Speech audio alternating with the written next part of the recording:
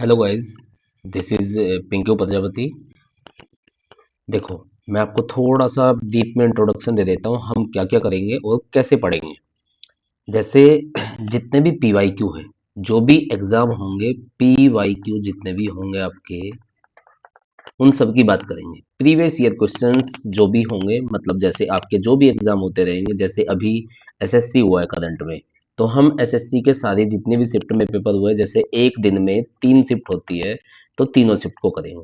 ठीक है, अलग अलग मैं पूरा आपको डिटेल से डेट वाइज बताऊंगा। जैसे 9/9/2024 को फर्स्ट शिफ्ट हुई थी, तीनों जो 3 शिफ्ट हुई थी, तीनों के हम सोल्व करेंगे।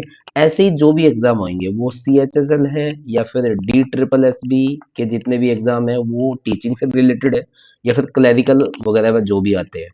रेलवे की बात करेंगे, रेलवे के जितने भी एग्जाम होते हैं या फिर बैंकिंग वगैरह जो भी है, हम सबको डिटेल से सोल्व करेंगे। अब पढ़ने का तरीका क्या रहेगा हमारा, जैसे आपके 25 क्वेश्चन है, इसकी सीजीएल की बात कर लेते हैं या फिर सी एच एस एल वगैरह। तो 25 क्वेश्चंस होंगे। जो क्वेश्चंस हमें लगेगा, मैं आपको बेटर वे बताऊंगा, जो भी बेटर वे होगा। ठीक है, कई क्वेश्चंस में हो सकता है कि मैं आपको बेसिक बताऊं, ताकि बेसिक की नीड होगी, मुझे लगेगा कि बेसिक बताना चाहिए, तो मैं आपको बेसिक बताऊंगा। और उसके बाद फिर मैं आपको ट्रिक से कराऊंगा कि ये ट्रिक क्या बन सकती है या बेटर सॉल्यूशन क्या हो सकता है, एग्जाम में हमारी अप्रोच क्या होनी चाहिए थी, वो उन सब की बात करेंगे। क्लियर ना? कोई डाउट रहता है आपको या किसी कॉन्सेप्ट में दिक्कत है, तो आप मुझे डिटेल से कमेंट में लिख के बताओगे। ठीक। दूसरी बात, अगर हमें नीड होगी कल को होगी कि भाई नहीं, कंसेप्चुअल दिक्कत है, बच्चों को कंसेप्चुअल दिक्कत है और हमें टॉपिक वाइज पढ़ना चाहिए, तो उसकी भी बात करेंगे। ठीक है, ये बात क्लियर है। अब करें स्टार्ट। देखो, जो मैंने लिया है, ये आपके सामने डिटेल से लिखा हुआ है कौन सा पेपर मैंने लिया है। ठीक, कलर सेलेक्ट कर लेते हैं हम। फर्स्ट क्वेश्चन पे चलते हैं। देखो, पहला ही क्वेश्चन ट्रिगो का आ गया है। तो हमें गिवन है, if cosec theta equal to 5/3, then evaluate sec square theta minus 1 into में cot square theta into 1 plus cot square theta. हमें ये गिवन है और हमें इसकी वैल्यू बतानी है। ठीक है, इसकी हमें वैल्यू निकालनी है। अब देखो ध्यान से, जो सेक स्क्वायर थीटा माइनस 1 है, इसको हम क्या लिख सकते हैं, टेन स्क्वायर थीटा लिख सकते हैं। आपको फॉर्मूले पता होने चाहिए। सेक स्क्वायर थीटा माइनस 1 सीधा होता है ten square theta. Clear? Into में जो आपके पास कोट थीटा है, इसको हम कह सकते हैं 1 में टेन स्क्वायर थीटा, इनटू में जो 1 प्लस कोट स्क्वायर थीटा है, ये आपका क्या होता है, कोसेक स्क्वायर थीटा। ठीक, इससे आपका ये कैंसिल आउट हो जाएगा, तो कोसेक स्क्वायर थीटा बचा। अगर कोसेक स्क्वायर थीटा बचा, देखो कोसेक थीटा की वैल्यू गिवन है 5/3, इसका स्क्वायर करेंगे क्योंकि स्क्वायर गिवन है, तो आपके पास कितना आंसर हो जाएगा, 25/9 is the answer. Clear? Second option होगा। क्लियर है आप लोगों को ये बात? चलिए फिर आगे चलते हैं। अगर किसी को लगे थोड़ा स्पीड में हो रहा है, तो आप पॉज करके वीडियो को देख सकते हो, समझ सकते हो। सेकंड क्वेश्चन की बात करते हैं। देखो, सेकंड क्वेश्चन में हमें क्या दिया हुआ है, cos square 29 plus cos square 61। ठीक है, हमें इसकी वैल्यू बतानी है। अब देखो ध्यान से, किसी भी एक को चेंज कर लो, आप इसको चेंज करो या फिर इसको चेंज करो। जैसे मैं कोस 29 की बात करूं, तो मैं इसको ऐसा लिख सकता हूं कि कोस 90 माइनस 61। भाई देखो, 90 में से अगर 61 माइनस करते हैं तो कितना आएगा, 29 ही आएगा। तो मैंने कुछ चेंज नहीं किया। अब देखो, कोस 90 माइनस थीटा, अगर आपको ट्रिगो की नॉलेज है तो 90 पे फंक्शन चेंज होता है, तो कोस 90 माइनस थीटा होता है साइन थीटा, यानी साइन 61 डिग्री। क्लियर? तो कोस 29 को हम क्या कह सकते हैं, साइन 61 कह सकते हैं। तो देखो, इसकी जगह मैं क्या लिखूंगा, इसको मैं लिख सकता हूँ sine square 61 plus cos square 61। आपके पास फॉर्मूला होता है sine square theta plus cos square theta equal to 1। तो कितना आंसर आ जाएगा आपका, 1। क्लियर? समझ में आ रही है बात? सीधा सीधा फॉर्मूला बेस था, आपके 10 सेकंड भी नहीं लग रहे थे। अगर आपको कॉन्सेप्ट क्लियर है, आप सीधा देखते ही आंसर कर सकते हो। थर्ड क्वेश्चन की बात करेंगे। ये कहता है कि the distance between the centres of two circle of radii 22 and 10 centimeter is 37 centimeter. If the point of contact of direct common tangent of these circle are M and Q, then find the length of the line segment MQ. ठीक है, देखो question में समझा देता हूँ। दो circle है आपके पास, दोनों की हमें त्रिज्या दे रखी है, रेडियस दे रखी है 22 और कितना 10। ठीक है, उन दोनों के सेंटर के बीच की डिस्टेंस दे रखी है 37। तो हमें सीधी उपनिष्ठ रेखा बतानी है, मतलब डायरेक्ट कॉमन टेंजेंट बतानी है। डायरेक्ट फॉर्मूला है, मैंने ज्योमेट्री में बच्चों को पढ़ाया भी है। देखो जैसे हमारे पास एक सर्कल है, कोई सर्कल, इसका सेंटर माना O है, इसकी रेडियस की बात करूं तो रेडियस हमें कितनी दे रखी है 22। एक छोटा सर्कल बना लेते हैं क्योंकि रेडियस कम है, इसका सेंटर माना O डैश है और हमें इसकी रेडियस, ये आप R1 मान लो, ये कितना R2 मान लेते हैं। इसकी रेडियस हमें कितनी दे रखी है 10। अब माना इस पे कोई पॉइंट है, देखो कलर चेंज कर लेता हूँ ताकि थोड़ा सा आपको अच्छा लगेगा। ये और ये यहाँ से इस लाइन को मिलाया गया, ये पॉइंट M है और ये क्या है Q दे रखा है। तो हमें MQ की लेंथ बतानी है, इसको बोलते हैं डायरेक्ट कॉमन टेंजेंट। टेंजेंट क्या होती है? जो सर्कल को किसी पॉइंट पे टच करती है, एक पॉइंट पे टच करे। तो डायरेक्ट कॉमन टेंजेंट का formula MQ equal to root में ओ डैश का स्क्वायर, मतलब सेंटर के बीच की डिस्टेंस का स्क्वायर, ये सेंटर के बीच की distance, minus R1 minus R2 का होल स्क्वायर। क्लियर? अब देखो रूट में सेंटर के बीच की डिस्टेंस कितनी है 37 दे रखी है, हमें गिवन है 37 का स्क्वायर माइनस R1 यानी 22 माइनस 10 का स्क्वायर, रूट में 37 का स्क्वायर माइनस, ये माइनस करेंगे तो 12 स्क्वायर बचेगा। देखो एक फॉर्मूला आपने पढ़ा है बचपन में, ए स्क्वायर माइनस बी स्क्वायर कितना होता है ए प्लस बी और इनटू में ए माइनस बी। ठीक, तो उसी का फायदा हम उठाएंगे, इसमें लगाओ। देखो एक बार जोड़ो, 37 और 12 को ऐड करेंगे कितना आ जाएगा 49, दोनों को माइनस करेंगे, 37 में से 12 माइनस करेंगे 25, 49 7 का स्क्वायर है 7 बार आ जाएगा, ये 5 का स्क्वायर है 5, तो कितना 35 is the right answer. Clear? हालांकि इतना लिखने की जरूरत नहीं होती है, फास्ट फास्ट कैलकुलेशन करो, एग्जाम में प्रैक्टिस करोगे तो फास्ट बनेगा। तो इसका मतलब 35 is the right answer. Next की बात करते हैं, फोर्थ क्वेश्चन। इसने बोला Rajesh in his printing press got an order of the print some books out of which he complete 17 by 27 of the order in 34 days. In how many days did he complete the entire order of printing? देखो राजेश अपनी printing press में कुछ किताबें छापता है, तो उसने total order का कितना 17/27 जो है वो प्रिंट कर दिया। इस बात का क्या मतलब है कि देखो उसके पास टोटल ऑर्डर कितना है 27 है, उसने प्रिंट कितना कर दिया 17, यानी 17 बुक उसने कितने दिन में प्रिंट की 34 दिनों में। अगर 17 बुक उसने 34 दिनों में प्रिंट की, इसका डबल है तो इसका भी आप डबल कर दो, यानी 54 दिनों में वो प्रिंट कर देगा सारी बुक। क्लियर? सिंपल क्वेश्चन था ये। वैसे तो हमने अभी तक जो पढ़े हैं वो सब सिंपल है। देखो डीआई का क्वेश्चन है, अब बड़े ध्यान से समझोगे। देखो हमें क्या गिवन है, ये कहता है कि the following table shows the marks out of 100। जो ये टेबल है इसमें मार्क्स गिवन है आउट ऑफ 100, मतलब सबके मैक्सिमम मार्क्स 100 है। जैसे मैथ्स में भी 100 में से नंबर आए, फिजिक्स में भी 100 से, केमिस्ट्री में भी 100, इंग्लिश में भी 100 और फिजिक्स में भी 100। ठीक, अभी कहता है obtain by 5 students in 5 different subject who obtain 79% marks of all the subject। देखो अगर सब्जेक्ट 5 है, आपको तरीके से समझना है, 5 सब्जेक्ट है तो टोटल मार्क्स कितने हुए 500 हुए।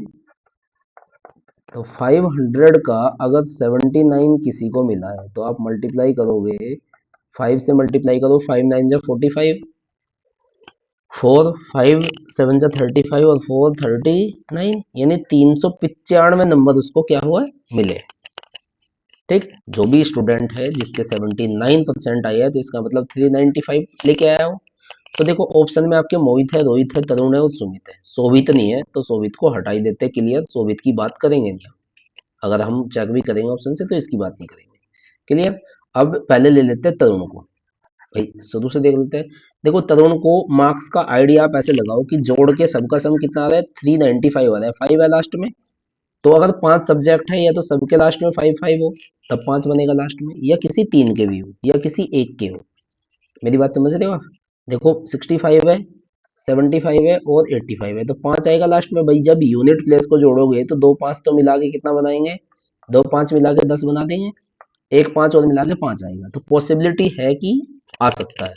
जोड़ो, देखो 65 और 75 कितना हो जाएगा आपके पास, 140 और 80 220, 220 और जी 90 कितना हो जाएगा, 310 और ये कितना 85, तो 395 बन रहा है तरुण का टोटल। तो इसका मतलब तरुण ही वो पर्सन है जिसके मार्क्स 79% आए, क्लियर। पहला ऑप्शन चेक किया तो पहला ही बन गया। अगर देखो ये नहीं आता तो हम फिर आगे रोहित, मोहित और सुमित को चेक करते हैं, क्लियर है चीजें।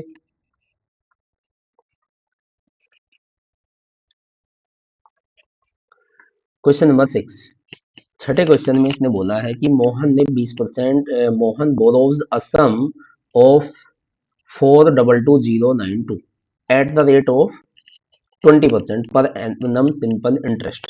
At the end of the first year, he repays 21,679 towards return of principal amount borrowed. If Mohan clear all pending dues at the end of the second year, including interest payment that accrued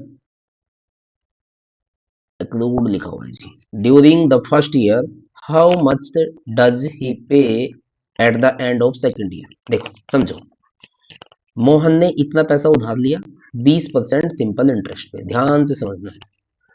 अब ये पहले साल के अंत में इतना चुका देता है प्रिंसिपल।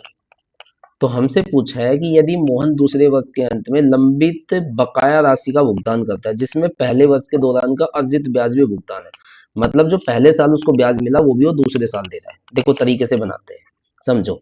आपको पता है एस आई इक्वल टू होता है principal into rate into time by 100, तो यही फॉर्मूला लगाएंगे। प्रिंसिपल कितना है, 422,092, कितना पैसा है इसका 20%। भाई प्रिंसिपल रेट टाइम एक साल है मत लिखो, जीरो से जीरो हटा दो आप, मल्टीप्लाई करोगे, देखो 4 18 1 हो जाएगा, 4 हो जाएगा, 4 और ये 8, ये यहाँ लगा दो। तो इसका मतलब इतना हमारा क्या बना, इतना एसआई है पहले साल का, इसको साइड में रखो अभी, ठीक है। इसको हमने साइड में रखा। अब देखो 422,092 है, इसमें से उसने कितना दे दिया, चुकता कर दिया, 21,679 इतना उसने पे कर दिया। तो 12 है, यहाँ 12 में से 3 जाएगा या 9 जाएगा, 3, ये आपका 1 बचेगा। यहाँ से 10 में से 6 जाएगा 4, ये 0 0 4, इतना प्रिंसिपल बचा आफ्टर फर्स्ट ईयर, ठीक। देखो ये अभी बाकी है, इसको ध्यान रखना है। तो जो आपके पास 4,0,0,413 आया, इस पे फिर 20% ब्याज लगा सेकंड ईयर। अगर 20% लगा तो मल्टीप्लाई करो आप, देखो 62800 और ये 8, एक के बाद पॉइंट लगाएंगे तो इतना, तो इतना सेकंड ईयर ऐसा ही बना।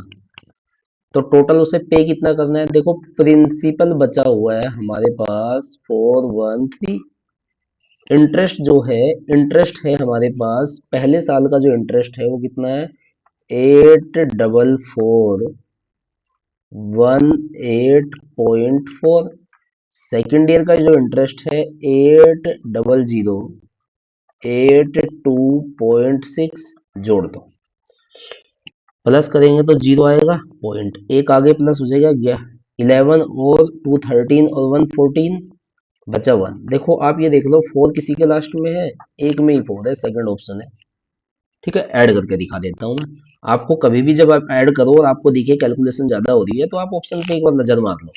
आपने देखा 4 1 के लास्ट में है तो यही आंसर है। फिर भी जोड़ लेते हैं। देखो आपके पास कितना आएगा, 10 और 1 11, बचा 1, 4 4 8 और 1 9, ये आपका 4 16, बचा 1 5। तो इतना आंसर है। क्लियर, 5,64,914 रुपए इतना वो पे करके अपना हिसाब किताब चुकता कर देगा। थोड़ा कैलकुलेशन थी, बट अगर आप फास्ट मोड में करोगे तो आपको 40 50 सेकंड में हो जाना चाहिए क्वेश्चन। बस कॉन्सेप्ट क्लियर हो जाना होना चाहिए आपको, वहां ये सोचना ना पड़े बैठ के कि भाई हम कर क्या रहे हैं या क्या करना है इस एग्जाम में। अगर ये सोचना नहीं पड़ रहा तो फिर प्रोसेस फास्ट होगा।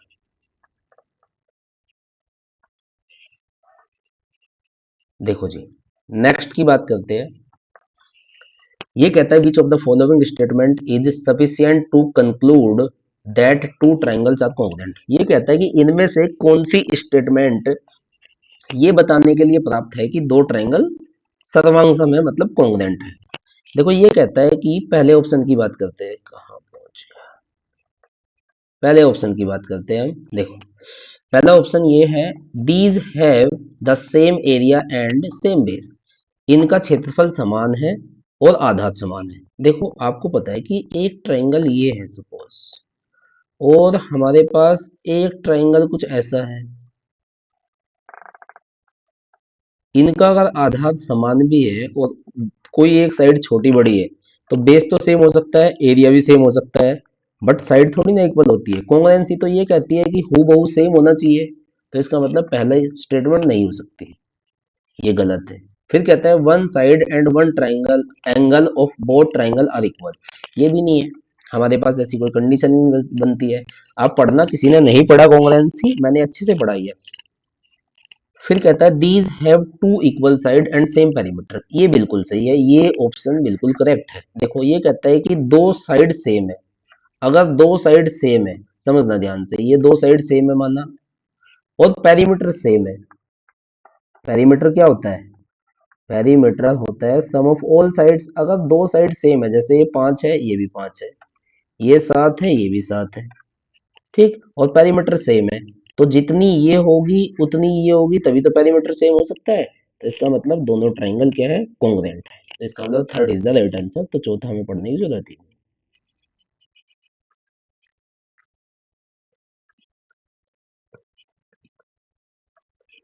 एट्थ की बात करते हैं। देखो कितना सिंपल क्वेश्चन दिया हुआ है। इसने बोला है हमें एट्थ क्वेश्चन में कि एक्स स्क्वायर माइनस 9 अपॉन में एक्स प्लस 3। ये क्वेश्चन है भाई, अगर किसी को कंफ्यूजन भी है क्या है ये, तो एक्स स्क्वायर है। आपको मैंने अभी पढ़ाया था कि हमारे पास एक फॉर्मूला होता है ए स्क्वायर माइनस बी स्क्वायर। तो 9 को हम 3 का स्क्वायर लिख सकते हैं, एक्स प्लस 3। ये आपके पास हो जाएगा एक्स प्लस 3 इंटू में एक्स माइनस 3 अपॉन में एक्स प्लस 3। इससे ये कैंसिल, तो आंसर आ गया एक्स माइनस 3। देखो लिखने की जरूरत है ही नहीं इसमें, आप देख के ही बना सकते हो इसे, इतना लिखने की जरूरत ही नहीं। क्लियर है, चलिए आगे चलते हैं क्वेश्चन नंबर 9। ठीक है, 9 क्वेश्चंस को आप ध्यान से समझिएगा। इसने बोला है कि a grocer professes to sell rice at the cost price but uses a fake weight of 870 gram for 1 kg. Find his profit percentage. Correct to 2 decimal places. देखो समझना ध्यान से, एक ग्रोसर है, मतलब एक दुकानदार है, किराना दुकानदार है, जो अपने सामान को क्रय मूल्य भी बेचता है, मतलब जितने में खरीद के लाया उतने में ही बेचता है, लेकिन वो गलत भार का प्रयोग करता है। कैसे, वो 1 किलोग्राम की जगह कितना तोल रहा है,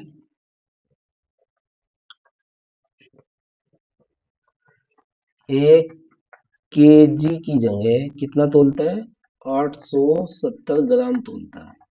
मतलब आप ये भी कह सकते हो कि वो 1000 ग्राम की जगह कितना तोल रहा है, 870 ग्राम तोलता है। ठीक है, देखो मेरी बात ध्यान से सुनना। जैसे आप दुकान पे गए, हम ऐसा मान लेते हैं थोड़ी देर के लिए कि 1 ग्राम सामान 1 रुपए का है, तो 1 किलोग्राम 1000 रुपए का हुआ, मतलब 1000 ग्राम सामान 1000 रुपए का हुआ नहीं हुआ। आपको 1 किलोग्राम मतलब 1000 ग्राम सामान लेना है। आप दुकान पे गए, आपने 1000 रुपए दिए दुकानदार को। उसने क्या किया कि उसने 870 ग्राम आपको सामान तोल के दे दिया। तो 870 ग्राम सामान 870 रुपए का हुआ ना। तो दुकानदार की जेब से जो सामान गया वो 870 रुपए का गया। आपने उसके पे कितने किए? 1000 रुपए। यानी उसने 870 ग्राम के रेट का सामान आपको 1000 रुपए में बेच दिया। तो कितने कमाए दुकानदार ने? 130 रुपए कमाए। तो प्रॉफिट किस पे होता है? जो प्रॉफिट किस पे होता है? जो सीपी होता है, जितने का उसने सामान बेचा उसने 870 का, तो 870 पे ही कैलकुलेट होगा इनटू में 100। देखो इससे ये कैंसिल, आप कैंसिल करोगे 1300 आया। डिवाइड कर लो इसको 87 से। 87 अगर मैं वन जा चलाता हूँ तो देखो आपके पास 13 तो ये बची, 43 हो गया। अगर मैं 5 जा चलाऊं तो 5 जा देखो, 8 5 जा 40, 400 और 35, 435 ज्यादा आएगा, 5 बार तो नहीं चलेगा, 4 बार ही चलेगा। तो एक ही ऑप्शन 4 वाला है, तो 14.94% समथिंग हो जाएगा। क्लियर? इससे आप डायरेक्ट ये भी कह सकते हो, हालांकि ये चीज सही नहीं है बट बुक वगैरह में ये लिखा मिलता है। 1000 ग्राम तोलना था, तोला 870 ग्राम। कितने का डिफरेंस आया? 130 का। किससे निकालेंगे? जो वेट यूज किया है। हालांकि कायदे से ऐसा नहीं होता, वेट पे कभी भी प्रॉफिट नहीं होता। 870 पे क्यों निकाल रहे हैं? Because of this. ठीक है। बट वो बोलने को बोल देते हैं, हमें कौन सा किसी को करके दिखाना है, टिक लगाना है एग्जाम में, चाहे आप तुक्के से लगा दो। ठीक है। तो मेथड ये है तरीके से, कॉन्सेप्ट ये है, बट ऐसा भी कह सकते हैं कि दोनों का डिफरेंस लो, डिफरेंस अपॉन में जो वेट यूज किया है उससे निकालना है। ठीक है। चलिए, क्वेश्चन नंबर 10। देखो 10 क्वेश्चन को आप ध्यान से पढ़ो। इसने क्या बोला है कि let O be the end, O be the centre of the circle and A B and C D are two parallel कोड ऑन द सेम साइड। देखो जी, ध्यान से समझना।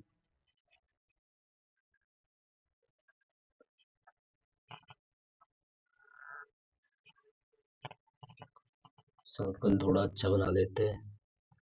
ड्राइंग को क्या होगा, सर्कल तो हम अच्छा बना लेते हैं। कोई नहीं, ठीक है जी, लो। इससे अच्छा नहीं बनेगा, बस इसी इसी को डन करते हैं। देखो जी, दो कोड है, ये सेंटर है ओ, एक कोड ये है, और एक कोड थोड़ा ऊपर बनाते हैं, ये रही। ठीक है। ए बी और सी डी दो पैरेलल कोड है। ये कहता है OP is perpendicular to AB and OQ is perpendicular to CD। AB 10 है और CD कितना है? 24 है। देखो CD अगर 24 है तो CD ऊपर रही होगी, सीधी सी बात है, ये बड़ी है। और AB हमारे पास ये है। ठीक है। तो हमें अब जो दे रखा है, गिवन है, पेन थोड़ा चेंज करते हैं। हमें क्या क्या दे रखा है? हमें कह रहा है OP is perpendicular to AB। OP, ये P पॉइंट है और ये यहाँ पे Q पॉइंट है। क्लियर? देखो जी, AB 10 है। अब ये बात ध्यान से समझो कि जब भी हम इससे इस पे क्या है, परपेंडिकुलर ड्रॉ करते हैं, भाई ये परपेंडिकुलर है, ये भी परपेंडिकुलर है, तो इसको दो इक्वल पार्ट में डिवाइड करता है। अगर ये भी 10 है तो ये 5 है, ये भी 5 है। अगर CD 24 है तो ये CQ 12 होगा और QD भी 12 होगा। क्लियर? हम यहाँ से यहाँ मिलाए और इसको हम यहाँ से यहाँ मिला देते हैं। ध्यान से समझना। अब मेरे पास दो ट्राइंगल है, देखो मैं अलग से बना के दिखा देता हूँ। एक ट्राइंगल ये रहा, ठीक है, OQ और GC। एक ट्राइंगल मेरे पास ऐसा कुछ है, ये रहा। ठीक है। मैं डायरेक्ट ही बताऊंगा इसको, आप थोड़ा सा पेशेंस रख के समझो। और जी ये कितना है? A है। ठीक, ये आपका A है। देखो हमारे पास कितना है? ये 5 है, ये कितना है? 12 है। ठीक। हमें अब दे क्या रखा है? इसने बोला है कि PQ बराबर 7, ये 7 है। ठीक है। कोई दिक्कत नहीं है, समझो। जैसे ये रेडियस होगी, भाई सर्कल की रेडियस होगी नहीं होगी ये, ये भी रेडियस होगी। तो हम कहेंगे कि आर स्क्वायर इक्वल टू, माना ये एक्स है, एक्स स्क्वायर प्लस में कितना 12, इसमें भी हम कह सकते हैं सेकंड से आर स्क्वायर इक्वल टू, ये कितना हो जाएगा एक्स प्लस 7 हो जाएगा ओपी। भाई अगर ये एक्स है तो ये पूरा ये 7 है, तो एक्स प्लस 7 हो जाएगा। तो एक्स प्लस 7 का स्क्वायर और जी प्लस में 5 का स्क्वायर। हमने पाइथागोरस थ्योरम लगाई है, देखो दोनों आर स्क्वायर के इक्वल है तो ये भी इक्वल होंगे, तो हम कहेंगे एक्स स्क्वायर प्लस 12 का स्क्वायर इक्वल टू, इसका होल स्क्वायर ओपन करें direct, x square plus 49 plus में 2ab मतलब 14x और जी प्लस में 25। देखो एक्स स्क्वायर से एक्स स्क्वायर कैंसिल हो जाएगा, सबको उधर लेके जाओ 40, ये 144 हो जाएगा 12 का स्क्वायर, ये 49 और जी 49 और 25 कितना हो जाएगा ऐड करके 74 माइनस 74 इक्वल टू 14x। तो देखो 14x इक्वल टू 70, तो x की वैल्यू कितनी आएगी 5 आ जाएगी। तो x की वैल्यू आपके पास कितनी है 5 है। क्लियर। अगर x की वैल्यू 5 है तो हमसे पूछा है कि व्यास बताना है। अगर x की वैल्यू 5 पुट करेंगे तो पाइथागोरस थ्योरम से रेडियस आपके पास 13 आ जाएगी। रेडियस 13 आ जाएगी तो हमसे डायमीटर पूछा है, डायमीटर होता है रेडियस का डबल, तो 2 इंटू 13 यानी 26। तो इसका मतलब थर्ड ऑप्शन राइट होगा। Clear. Third is the right answer. किसी को अगर डाउट है तो बताओ। क्लियर। ये है बेसिक, करना आपको ऐसे था। अब देखो डायरेक्ट बात करते हैं। ठीक है, इरेजर ले लेते हैं, थोड़ा हटा देते हैं, हम जगह बना लेते हैं।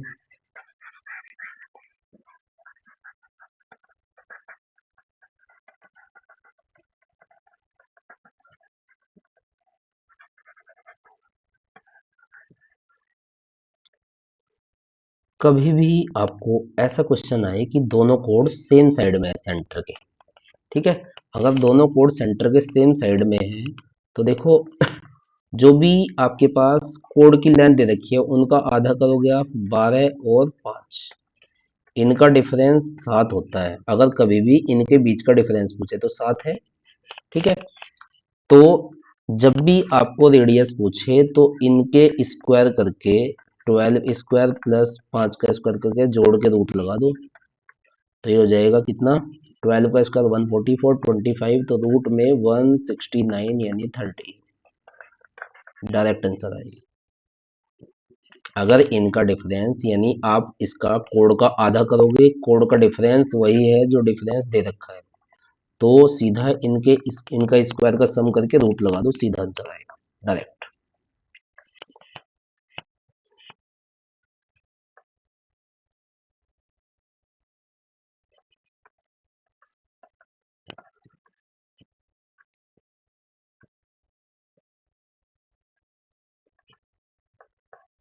अच्छा हट नहीं रहा है क्या, कोई बात नहीं।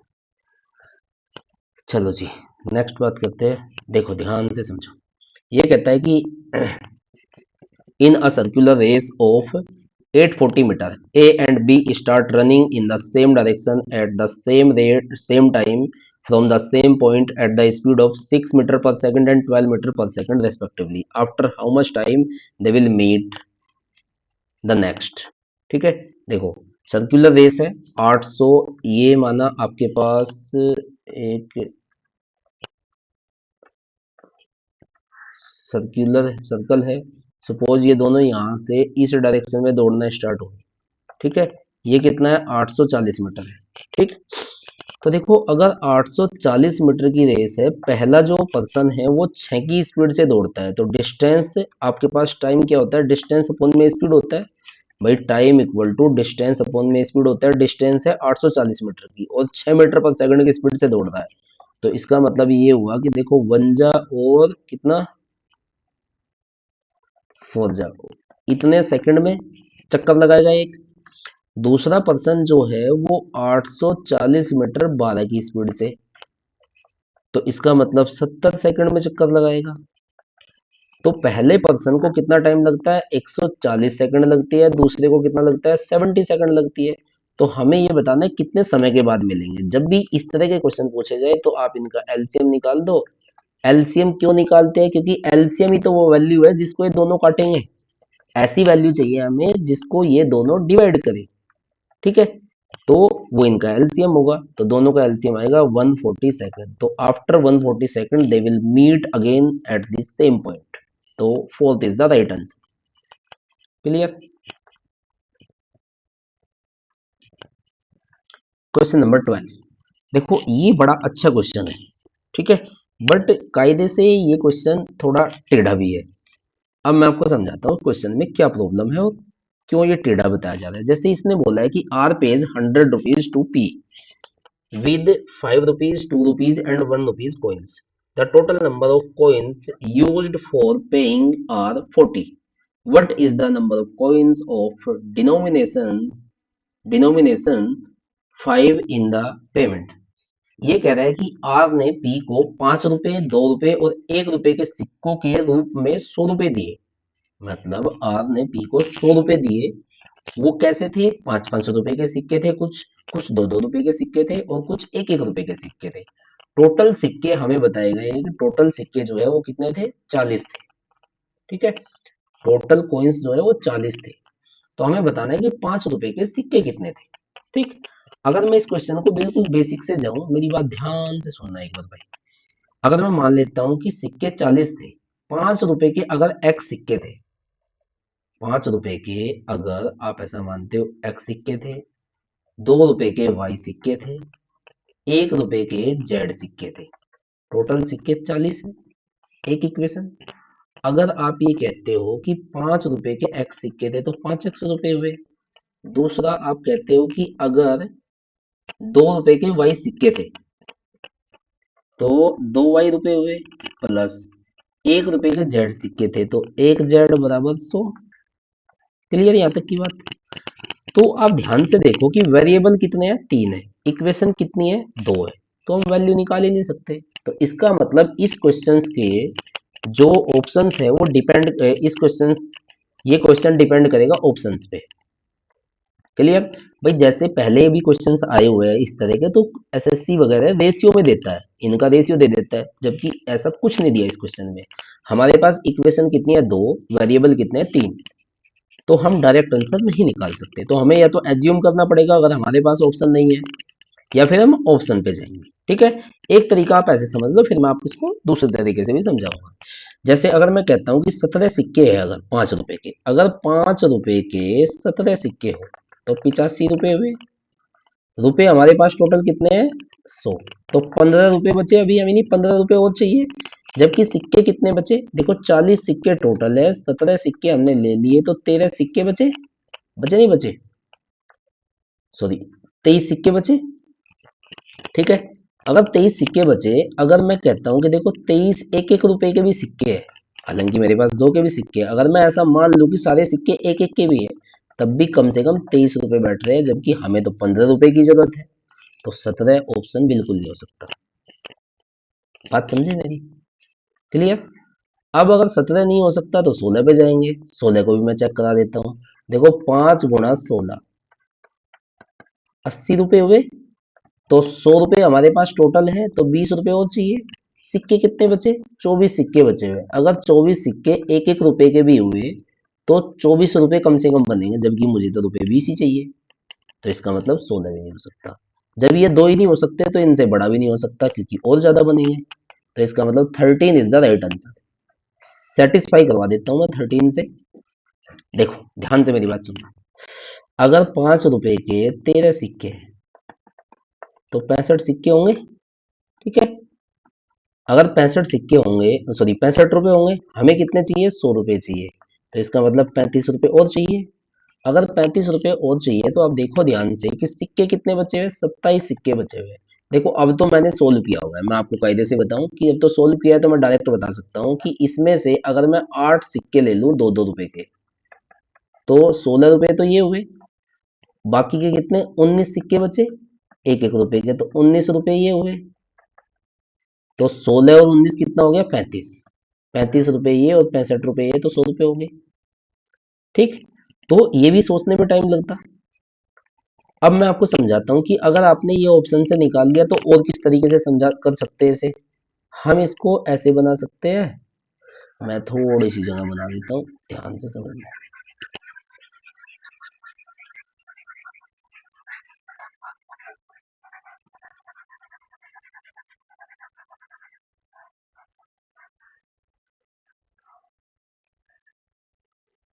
देखो भाई, अब मेरी बात ध्यान से सुनना, समझो। जैसे ये तो हमें पता चल गया, कंफर्म हो गया कि भाई 13 सिक्के हैं। अगर 5-5 रुपए के 13 सिक्के हैं तो आप इस इक्वेशन से आओ, देखो।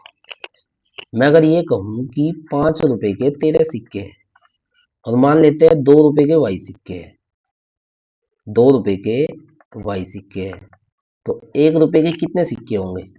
1 रुपए के 27 माइनस वाई सिक्के होंगे। देखो टोटल थे 40 सिक्के, 40 में से 13 सिक्के हैं 5-5 रुपए के, तो 27 सिक्के बचे 27। तो अगर मैं 2 रुपए के वाई सिक्के मान लूं तो 27 में से माइनस करेंगे वाई, बाकी के सिक्के 1 रुपए के, और कितने रुपए हुए? 100। देखो 65 इधर आके माइनस करेगा, 35 बचेगा नहीं बचेगा? तो 2y plus 27 minus Y equal to 35। देखो 2y में से y जाएगा, y बचेगा इक्वल टू 35, इधर आके माइनस करेगा तो 8। क्लियर? ऐसे भी कर सकते हैं, ठीक है।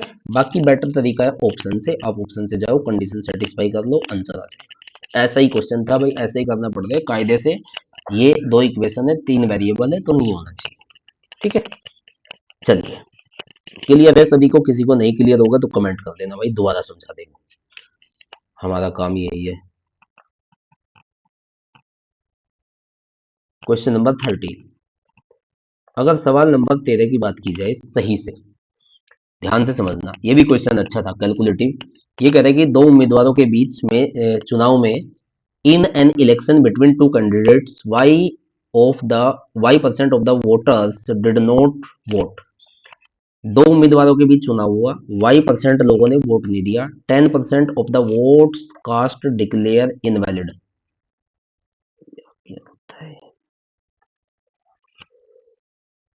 while all the valid votes were cast in the favor of either of the two candidates, the candidate who got इतने percent 59.375% of the valid votes cast were declared elected by 2484 votes. If the number of people eligible to vote in that election by was 16,000, what is the value of y? देखो सवाल समझा देता हूँ, एक बार समझो। 16,000 total vote है किसी गांव में, समझ लो। दो कैंडिडेट चुनाव लड़ रहे हैं, y% लोगों ने वोट नहीं दिया, 10% वोट इनवैलिड हो गया, मतलब खराब हो गया। जीतने वाले को 59.375% मिले, और वो जीत गया 2484 वोट से। तो हमें बताना है कि y की वैल्यू कितनी है। तो देखो कायदे से लिख लेते हैं, समझना ध्यान से। 16,000 टोटल वोट है, 100 में से y% ने वोट नहीं दिए। देखो 100% होता है, अगर मैं आपसे बोलता कि 20% लोगों ने वोट नहीं दिए, तो आप क्या कहते कि 80% ने वोट दिए, तो 100 में से ही घटाते ना, तो मैंने y लिख लिया। अब इसके ये वोट डाले गए, जो आपके सामने है ये वोट डाले गए, 10% लोगों ने, 10% वोट जो है इनवैलिड हो गया है, तो 90% बचा। क्लियर? अब जो 90% बचा, इसका देखो, अगर जीतने वाले को 59.375 मिला है तो 100 में से घटाओ, अगर 100 में से माइनस करेंगे तो 40.625% हारने वाले को मिला है। तो माइनस करो जी, 0, 5, 13 में से जाएगा तो 7.81। तो कितनी वोटों से जीता है? 18.750 मतलब इतने परसेंट से, 18.750% से जीता है। मैं क्वेश्चन दोबारा समझा देता हूँ। 16,000 टोटल वोट्स है, y% ने वोट नहीं डाला, तो 100 माइनस वाई बटे 100, 10% वोट इनवैलिड हो गई है, तो इसका 90%। जीतने वाले को इतना मिला तो हारने वाले को इतना मिला। भाई अगर सपोज करो कि जीतने वाले को 60% मिला होता, तो हारने वाले को 40 मिलेगा नहीं मिलेगा? तो कितने से जीत रहा है वो? 20% से जीत रहा है, ऐसे ही तो लिखते। वही है बस ये। कैलकुलेशन ऐसी है कि जीतने वाले को 59.375% मिला, तो 100 में से घटा दो इसको तो हारने वाले को इतना मिला। दोनों का डिफरेंस कितना, 18.75%। और जीता कितने से, 2484 से। करो कैलकुलेट, पेन चेंज करते हैं। देखो समझना ध्यान से, 3 जीरो से ये पॉइंट हटा दो पहले। ठीक, पॉइंट की बात क्लियर। अब 16 बच रहा है हमारे पास यहाँ पे, कैलकुलेशन बहुत ध्यान से देखना। अब इन दो जीरो से एक 100 का खात्मा कर दो। क्लियर, कैंसिल करो जी। अगर कैंसिल करेंगे 10 8 18 9 से कट जाएगा, बिल्कुल कट जाएगा। काटो पहले। देखो 9 2 जा 18, बचे कितने 6, 68, 9 7 जा 63, 5 बचेगा, 9 6 जा 54। ठीक है, 25 से 4 जा 25, 7 जा 175, 12 बचा, 25 5 जा, फिर 25 से 3 जा और 25 से 4 जा। क्लियर, 3 से अगर आप कैंसिल करते हो, देखो 3 9 जा और 3 2 जा, 16 से 16 काट दो। ठीक, तो 100 माइनस वाई इक्वल टू 92, तो y की वैल्यू कितनी आ जाएगी, 100 माइनस 92 यानी 8%। तो 8% इज द राइट आंसर, यानी सेकंड ऑप्शन था। थोड़ी कैलकुलेशन थी लेकिन क्वेश्चन में वैसे कुछ नहीं था। ठीक है, कैलकुलेशन थी थोड़ी सी, आपको तरीके से लिखना था, आपकी थोड़ी स्पीड होनी चाहिए तो क्वेश्चन। देखो अगर इसमें 1 मिनट लग भी रही है तो लगाओ, कोई बात नहीं। कई क्वेश्चन ऐसे भी है ना जिनमें, जैसे सेकंड क्वेश्चन था हमारा जिसमें 5 सेकंड भी नहीं लगेगी अगर आपके कॉन्सेप्ट क्लियर है तो।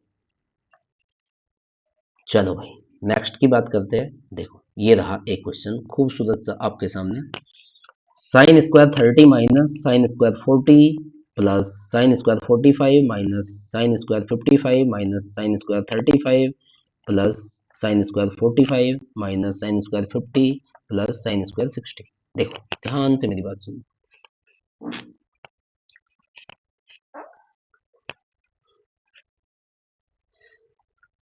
करे भाई, देखो मैं लिख लेता हूँ एक बार, क्वेश्चन इधर लिख देता हूँ फिर आपको समझ आएगा अच्छे से।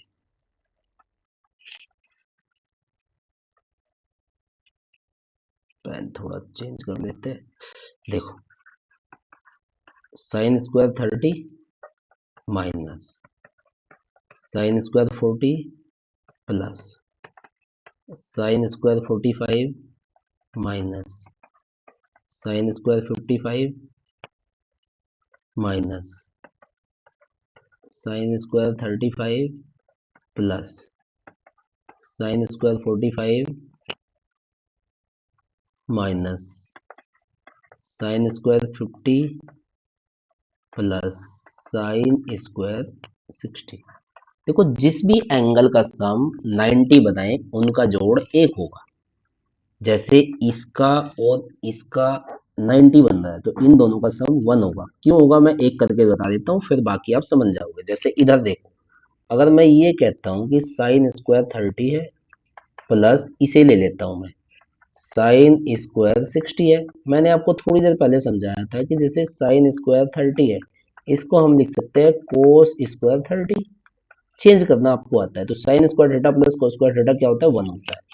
तो ये और ये मिलके, कुछ बच्चे ऐसे होंगे जो वैल्यू पुट करके देखेंगे, ठीक है, बट फिर वो कंफ्यूज हो जाओगे कि 35 की तो वैल्यू हमें पता ही नहीं, 55 की तो वैल्यू हमें पता ही नहीं भाई, 55 की वैल्यू होती नहीं टेबल में।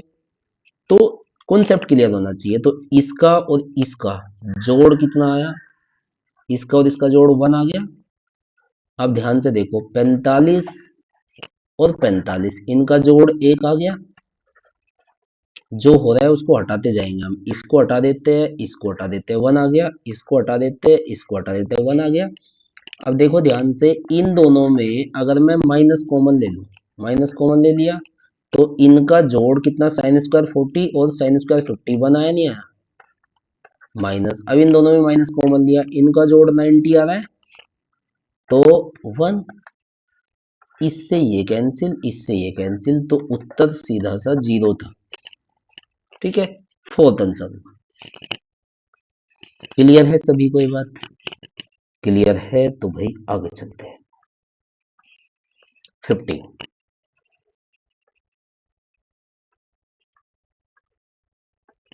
देखो ध्यान से समझो। ये कहता है कि the given table shows the percentage of marks obtained by 3 students in 3 different subjects in an institute. Maximum marks are given in bracket. If in order to pass the exam a minimum of 105 marks are needed in history, how many students passed in the exam? देखो ध्यान से समझो। ये कह रहा है कि हमें स्टूडेंट्स के नाम दे रखे हैं, राम है, मोहन है और श्याम है। ठीक है, तीनों भगवान के नाम दे रखे हैं जी। हाथ जोड़ो, पास हो जाओगे। History, geography, botany. History 175 marks की है टोटल। जियोग्राफी का पेपर 200 का है और बॉटनी का कितना है? 125 का है। ये कहता है कि इतिहास में पास होने के लिए 105 मार्क्स चाहिए। ठीक है, अगर 105 मार्क्स चाहिए तो हमें बताना है कि कौन सा पास है। तो ये परसेंटेज दे रखे है, तो आप अलग अलग ना निकाल के आप सीधा देखो कि जी 105 कितने परसेंट है 175 का। भाई 105 मार्क्स पास होने के लिए चाहिए, 175 टोटल है। तो आप देख लो, देखो आप कैंसिल करोगे 25 से 7 बार, 25 से 4 बार, 7 से इसको कैंसिल करेंगे 15 बार, तो 15 4 जा 60, यानी 60% मार्क्स चाहिए पास होने के लिए। तो देखो 60% किसके है? एक के ही है, श्याम के 60% से ज्यादा, ये दोनों तो फेल है भाई साहब।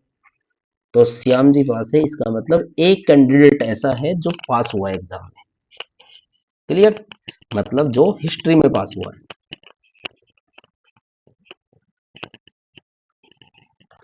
क्वेश्चन नंबर 16 देखो जी। 16 की अगर बात करें, ये कहता है कि यदि एक समबाहु त्रिभुज की दो भुजाओं का योग 16 है तो तीसरी भुजा ज्ञात करें। अच्छा, एक बात सोचने की बात है, ये क्वेश्चन देख के मजाक लग रहा है कि एसएससी इतना आसान भी दे सकते हैं। देखो मुश्किल देती है, एक आधा क्वेश्चन देख के आप रो जाते हो कि जी पता नहीं क्या कर दिया हमारे साथ, तो हमें तो मैथ्स में ये हो रहा है, वो हो रहा है, फलाना है। तो आप इसको देखो, इस क्वेश्चन को आप कहते हो नेपाल के बच्चे, मैं कहता हूँ कि बांग्लादेश के बच्चे भी सोल्व कर सकते हैं। ये आपका एक क्या है? इक्विलेटरल ट्राइंगल है। दो भुजाओं का योग अगर 16 है, दो भुजाओं का योग 16 है, आपको पता है इक्विलेटरल ट्राइंगल की तीनों साइड इक्वल होती है। अगर दो भुजाओं का योग 16 है तो मतलब 8 ही है, 8 ही है, तो तीसरी भुजा भी तो 8 ही होगी। तो 8 आंसर, सेकंड ऑप्शन, सिंपल सी बात है।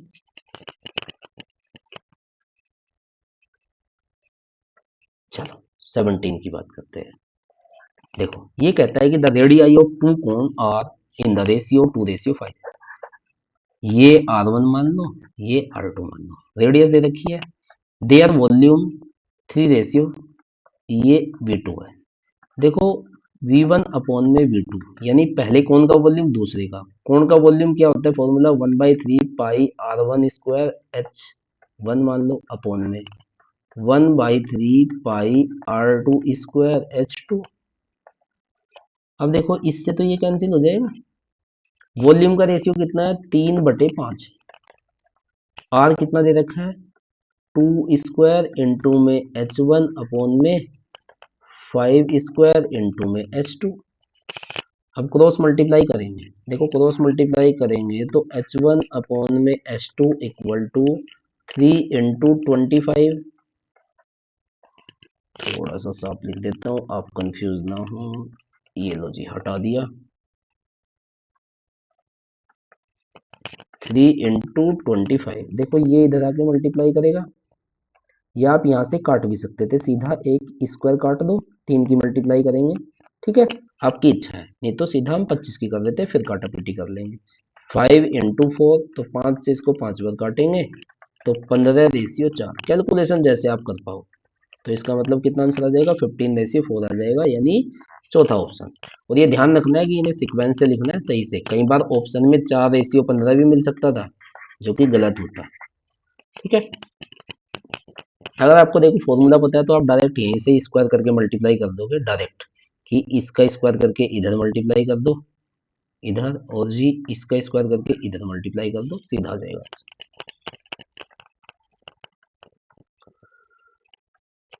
18 देखो, ये कहता है कि विच of the following can be the value of के की वैल्यू क्या हो सकती है, सो दैट द नंबर इतने इज डिविजिबल बाई 6। देखो आपको 6 की डिविजिबिलिटी बड़े अच्छे से पता है। कोई नंबर अगर 6 से डिवाइड होता है तो उसके वो नंबर, कोई नंबर अगर 6 से डिवाइड होता है तो वो 3 से भी डिवाइड होगा, 2 से भी डिवाइड होगा। 2 की डिविजिबिलिटी बड़ी साफ सुथरी है, वो कह रहा है कि लास्ट में कितना आना चाहिए, इवन नंबर होना चाहिए, तो 2 से डिवाइड होगा, तो इसका मतलब के की जगह इवन होना चाहिए। एक बात, सारे इवन दे रखे हैं ऑप्शन में, ठीक है। अब 3 की डिविजिबिलिटी कहती है कि डिजिट का सम 3 से डिवाइड होना चाहिए या 3 से डायरेक्ट काट दो। तो 3 से अगर डायरेक्ट हम कट करें तो देखो ध्यान से, 2 और 1 3 से कट गया, 9 3 से कट गया, 7 और 2 9 3 से कट गया, तो 4 में कितना जोड़े ताकि 3 से कट जाए, 4 प्लस के। तो के की जगह कितना होना चाहिए, देखो अगर मैं 4 पुट करता हूँ तो 8 तो 3 से नहीं कटेगा। अगर मैं पुट करता हूँ क्या, 6 पुट करता हूँ, तो आपके पास क्या है, ये 3 से नहीं कटेगा। मतलब अगर आप 6 पुट करते हो तो 4 और 6 10 होता है, तो 3 से नहीं कटेगा। क्लियर है ये बात। उसके आगे की अगर बात करें, अगर आप 2 पुट करते हो, अगर 2 पुट आपने किया तो 6 आएगा। भाई 2 पुट करते हो तो आपके पास 6 आ रहा है, 6 से डिवाइड होगा, तो इसका मतलब करेक्ट आंसर होगा 2। तो हमारा ऑप्शन क्या हो जाएगा, थर्ड। ठीक है, तो थर्ड आंसर होगा। भाई 2 पुट करोगे तो जोड़ के 6 आएगा, 6 किससे, 3 से डिवाइड होगा, तो इसका मतलब 2 इज द राइट आंसर। समझ गए अब। चलिए 19, देखो जी, ये हमें क्वेश्चन दे रखा है, तो हमसे पूछा है कि के की वैल्यू क्या हो सकती है। थोड़ा बोर्ड मास का सहारा लेंगे, बोर्ड मास आपको पता होना चाहिए, मैं आपको भी समझाता हूँ। आप क्वेश्चन लिख लो एक बार, इनटू में के -3 into 3 divided by 6 square -7 into 5 और जी प्लस के स्क्वायर इक्वल टू 1। ठीक है, देखो बोर्ड मास आपको सबको पता है, मैं आपको बता देता हूँ बोर्ड मास क्या कहता है। ब्रैकेट सबसे पहले सोल्व होता है, फिर ऑफ होता है, फिर डिवीजन मल्टीप्लिकेशन एडिशन सब्ट्रैक्शन उसके बाद आता है। इससे पहले एक वी भी होता है, वी का मतलब होता है विनक्यूलम, ये भी एक तरह से ब्रैकेट ही है। ठीक है, बात करेंगे इसकी भी कहीं आएगा तो। देखो क्रॉस मल्टीप्लाई करो, सबसे पहले डिवाइड सोल्व होता है, तो इससे इसको डिवाइड करेंगे 11 टाइम्स, तो 11 के हुआ -9, भाई इनकी मल्टीप्लाई करेंगे इक्वल टू, इसको इधर ले जाओ, ये 36 होगा, 36 में से 35 जाएगा तो कितना बचेगा, एक बचेगा, एक प्लस के स्क्वायर। भाई इधर लेके गए, सबको इस साइड में ले जाओ, तो आपके पास क्या होगा, के स्क्वायर, ये इधर आके प्लस करेगा 10 -11 के और जी प्लस के 10 इक्वल टू 0। ठीक है, 10 के ऐसे फैक्टर की मल्टीप्लाई हो गई, कितना आए, 10 आए, और प्लस करके कितना है 11। तो देखो के स्क्वायर -10 के -1 के और +10 इक्वल टू 0। के कॉमन लेंगे तो के -10, -1 कॉमन लेंगे तो के -10 इक्वल टू 0। हालांकि एक वीडियो में मैं आपको फैक्टर करने सिखा दूंगा, हम डायरेक्ट लिख सकते हैं ये बात। ठीक है, जो बच्चे पढ़े हुए हैं उन्हें मैंने सिखाया भी है, इतना लिखने की जरूरत नहीं होती, मैं आपको अभी समझाता हूँ। और जी के -1 इक्वल टू 0, तो एक बार इसके इक्वल टू 0, एक बार इसके इक्वल टू 0, तो के की वैल्यू 10 आ जाएगी और के की वैल्यू 1 आ जाएगी। तो इसका मतलब हमारा जो आंसर होगा वो कितना होगा, 1 और 10 यानी फोर्थ आंसर। ठीक है, अगर आपके पास देखो ये इक्वेशन थी, मैं आपको क्या बता रहा था, डायरेक्ट समझो आप, के स्क्वायर -11 के और +10 इक्वल टू 0। देखो 10 के ऐसे फैक्टर करो कि मल्टीप्लाई होके कितना आए, मल्टीप्लाई होके 10 आए और प्लस करके 11 आए, तो 10 और 1। अगर साइन इक्वेशन में माइनस प्लस है तो दोनों फैक्टर प्लस के होंगे, डायरेक्ट आंसर होगा। ठीक है, साइन मैं बता दूंगा आपको एक वीडियो में।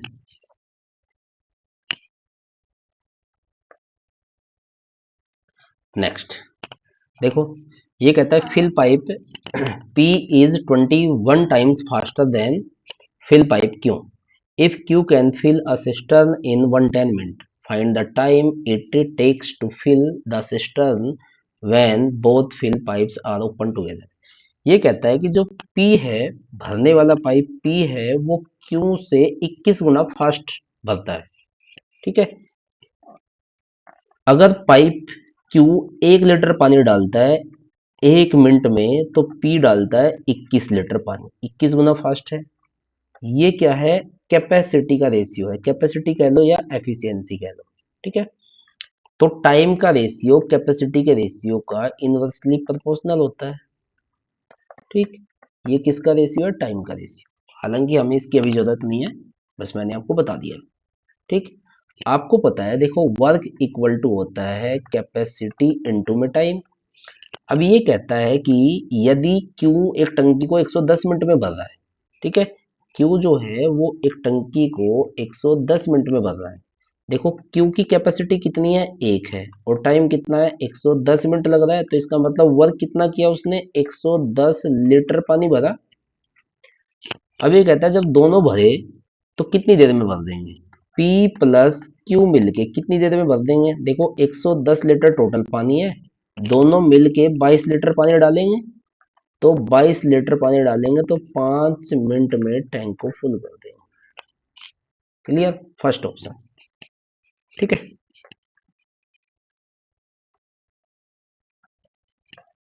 देखो जी, एक और बेहतरीन नगमा समझो। ये दे रखा है आपको एक्स स्क्वायर एक्स की cube plus 15x² plus 75x plus इतना divided by x square plus कितना? 25 एक्स स्क्वायर माइनस 25, और ये इंटू में है एक्स माइनस 5। तो अगर मैं इसकी बात करूं, देखो एक्स क्यूब प्लस, इसको पेन चेंज कर लेते हैं, वाइट है, ये देखो, इसको मैं ये कह सकता हूं कि 5 का क्यूब, ठीक, प्लस इसकी बात करें कि 15x कॉमन ले लूं मैं इन दोनों में, तो आपके पास कितना आएगा? x plus 5 divided by x minus 5, और इंटू में x प्लस 5 लिख सकते हैं। देखो 25 को हम लिख सकते हैं 5 का स्क्वायर, तो a square minus B square इतना हो गया, इंटू में x माइनस 5, इससे ये कट गया। क्लियर? अब देखो इसमें फॉर्मूला इस्तेमाल करो आप, एक फॉर्मूला होता है हमारे पास x cube plus y cube. क्या होता है जी? X plus y, x square plus y square minus x y. ठीक है।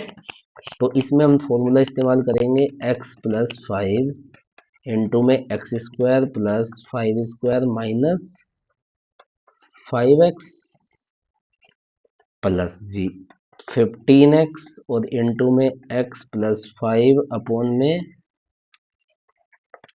x plus 5।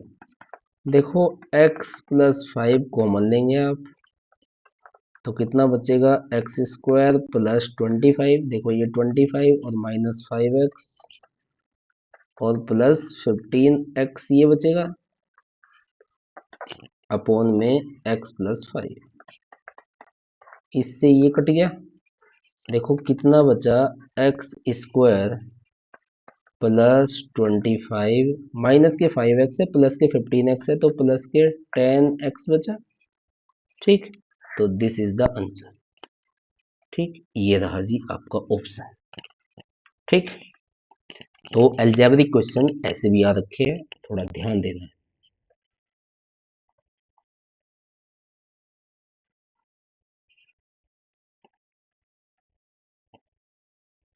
21st क्वेश्चन देखो, अच्छा क्वेश्चन गिवन है, ध्यान से मेरी बात समझनी है। ये कहता है कि read the given information and answer the question that follows. The following table gives the percentage of marks obtain bye 7 students in 6 different subject in an examination. देखो 6 डिफरेंट सब्जेक्ट में इन स्टूडेंट्स ने मार्क्स लिए, हमें maximum marks दे रखे हैं। ये कहता है number in the bracket give the maximum marks in each subject. जो ब्रैकेट में हमें नंबर दे रखे हैं, हर सब्जेक्ट में मैक्सिमम मार्क्स दे रखे हैं। ठीक है। ये कहता है if someone secured all the highest scores that have been obtained by some students or the other in the 6 subject as given in the table above, what would be the exact overall percentage score obtain by the students. देखो मेरी बात ध्यान से सुनो, ये आपको दे रखा है डेटा।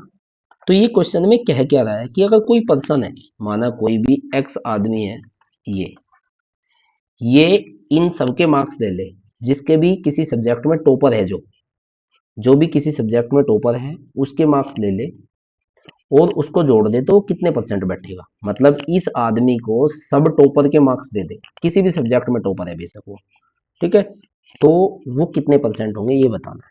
ठीक, देखो ध्यान से मेरी बात सुनो। जैसे मैथ्स की बात करूँ मैं पहले, ये थोड़ा सा कैलकुलेटिव था बट समझो। जैसे मैथ्स की बात करो तो मैथ्स में टोटल 150 है, हमें जो दे रखे हैं परसेंटेज मार्क्स दे रखे हैं, तो 100% मार्क्स मिले अमन को, मतलब 150 तो हमने ये ले लिया भाई, 150 का 100%, 150 मार्क्स उठा लिए। हमें तो हाईएस्ट उठाने हैं सबके, 130 है टोटल। तो हाईएस्ट देखो किसकी परसेंटेज है, ये भाई साहब रहा 80% वाला। तो 130 का हम इधर कैलकुलेट कर लेते हैं, 130 का 80% 104 हो जाएगा भाई, दो जीरो से दो जीरो, 13 8 जा 104, तो 104 मार्क्स इसके। अब फिजिक्स की बात करें तो फिजिक्स में देखो सबसे ज्यादा कितने परसेंट है, 85% है, सॉरी 90% है। तो 90 120 का 90% हो जाएगा 108 बाई 12 9 जा 108, तो 108।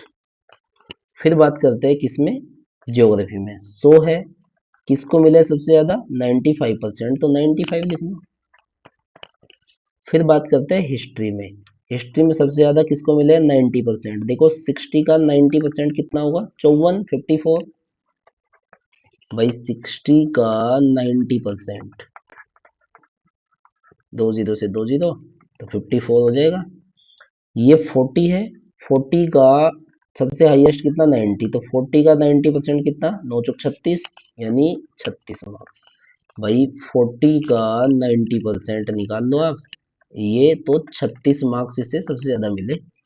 तो ये अगर हम जोड़ते हैं तो देखो जोड़ो, 4 8 12, 12 और 5 कितना 17 21 27, बचे 2, ये हो जाएगा 45 और जी 9, 14 14 19 और 3 22 और 2 24, बचे 2, तो ये हो जाएगा 3 और 2 5, यानी 547 नंबर बैठेंगे इस भाई साहब के।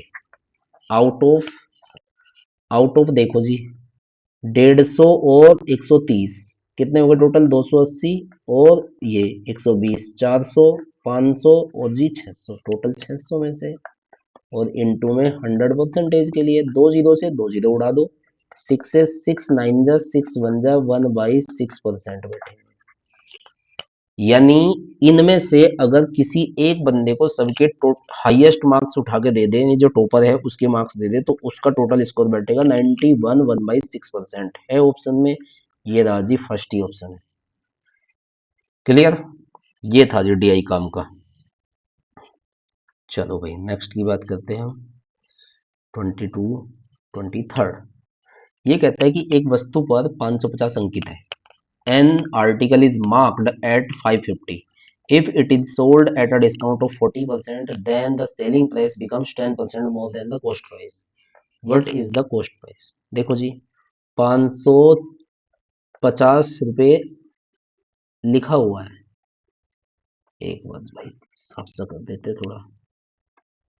देखो 550 रुपये लिखा हुआ है, इसे 40% के डिस्काउंट पे बेचा जा रहा है, इसका मतलब 60% में बेचा जा रहा है। ये क्या हुआ भाई साहब, एसपी हुआ, सेलिंग प्राइस। तो जो ये है ये सीपी से 10% ज्यादा है, तो जो भी सीपी रहा होगा उसका 110% है ये भाई, 10% ज्यादा है। तो काट दो, इससे ये कैंसिल कर दो, 110 से इसको 5 बार काट दो, तो जो सीपी होगा 5 की मल्टीप्लाई 60 में करेंगे 300। इतना सा क्वेश्चन था जी। क्लियर, लागत मूल्य 300 है, मतलब सीपी 300 है।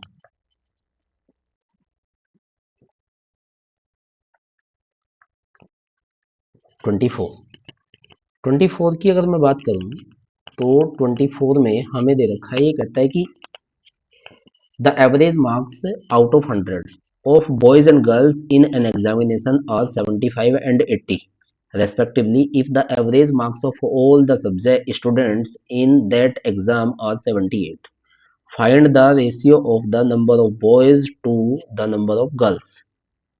ठीक, देखो जो बॉयज है उनका कितना एवरेज है 75 है, गर्ल्स का कितना एवरेज है 80 है, दोनों को मिला के एलिगेशन लगा दो आप इसमें 78 है, तो क्रॉस माइनस करते हैं और बड़े में से छोटा माइनस करते हैं। 80 में से 78 माइनस करेंगे 2 आएगा, 78 में से 75 माइनस करेंगे 3 आएगा, तो 2:3 का रेशियो था सेकंड। इतना सा क्वेश्चन है जी, क्लियर। 24 की बात करते हैं, देखो 24 ये कहता है कि the following table shows the total candidate appeared and number of candidate present in different exam center PQR. Study the table and answer the questions that follows. Total denotes total candidate applied for the center. Present denote the candidate appeared. In which year was the number of absentees the second highest in the total of all center? देखो भाई समझो question, ये कह रहा है कि हमें data दे रखा है तो हमें ये बताना है कि जो एब्सेंट है वो सेकंड हाईएस्ट कौन सा है। ठीक है, देखो टोटल कितने हैं 45 है। ठीक है, अगर टोटल 45 है तो प्रेजेंट कितने हैं, अच्छा ईयर पूछा है तो टोटल ऐड कर लो आप पहले। देखो टोटल इतने हैं, प्रेजेंट इतने हैं, तो 3 तो एब्सेंट ये है, 56 है, कितने 11 एब्सेंट ये है। ठीक है, 55 है, 50 प्रेजेंट है तो 5 एब्सेंट ये है, तो कितने एब्सेंट है 3 और 11 14 और 5 19 एब्सेंट है 2016 में। 2016 तो ऑप्शन में ही नहीं है तो हमें चेक ही नहीं करना चाहिए था, कोई बात नहीं। 17 18 19 20 है, इनको चेक कर लेते हैं। देखो 5 एब्सेंट है, ये 20 एब्सेंट है और ये 5 एब्सेंट है, तो इसका मतलब 30 2017 में 30 एब्सेंट है, लिख लो इसके नीचे। देखो 64 टोटल है, 60 आए हुए हैं तो 4 एब्सेंट है, 65 और 45 तो 20 एब्सेंट है, 65 और 55 10 एब्सेंट है, तो इसका मतलब 34 एब्सेंट है 2018 में 34। ठीक है, 19 की बात करें 80 टोटल है, 69 आए हुए हैं तो इसका मतलब 11 एब्सेंट है, भाई 11 है ना। 84 और इसमें टोटल 12 एब्सेंट है, 70 और 62 तो 8 एब्सेंट है, तो इसका मतलब कितने हुए 12 और 8 20 और ये 31, यानी 2019 में 31 एब्सेंट है। 2020 की और बात कर लेते हैं, 11 11 इसकी बात करें तो 14 4 14 और जी ये 5, तो देखो ये हो गया 19 और 11 30। तो हमसे पूछा है सेकंड हाईएस्ट, दूसरी सबसे अधिक थी। ठीक है, किस वर्ष में सभी केंद्रों की अनुपस्थिति लोगों की संख्या दूसरी सबसे अधिक थी, तो दूसरी सबसे अधिक किसकी थी 2019 में, तो इसका मतलब 2019 is the right answer. Clear, तो आई होप आपको समझ आया होगा। ठीक है, अगर कोई डाउट है किसी क्वेश्चन में या किसी को कोई भी क्लियर नहीं हुआ है मेथड, तो आप कमेंट कर सकते हो। ठीक है, कमेंट में आप मुझे बताइएगा जो भी प्रॉब्लम है या जो भी और इम्प्रूव किया जा सकता है, जो भी प्रॉब्लम्स है। ठीक है, नेक्स्ट शिफ्ट के हम करेंगे नेक्स्ट वीडियो में, जो भी 9/9/2024 की है सेकंड शिफ्ट, उसकी बात करेंगे। Thank you. आपको रेगुलर वॉच करना है, रेगुलर वॉच करोगे तो फिर अच्छे से हो जाएगा।